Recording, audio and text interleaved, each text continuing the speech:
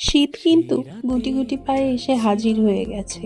যদিও জাঁকিয়ে শীতটা সেভাবে পড়েনি এখনো, তবুও শীতকাল মানেই তো সবার আগে মাথায় আসে পিঠে পুলি। আর এই পিঠে পুলির মধ্যে সব থেকে সেরা হচ্ছে আমার কাছে পাটিসাপটা। আর তা আবার যদি হয় আমার মায়ের হাতের বানানো, আমার মনে হয় ওয়ার্ল্ডের বেস্ট পাটিসাপটাটা আমার মা বানায়। এই ক্ষীর নারকেলের পুর দিয়ে পাটিসাপটাটা জাস্ট ওয়াও, অসাধারণ খেতে লাগে। এই পাটিসাপটার রেসিপিটা তোমাদের সাথে খুব তাড়াতাড়ি আমি শেয়ার করার চেষ্টা করব।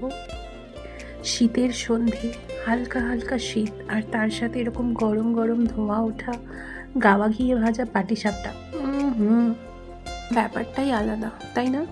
যাই হোক, আমার সন্ধেটা তো জমে পাটিসাপটা না, তা হয়তো ঠিক না।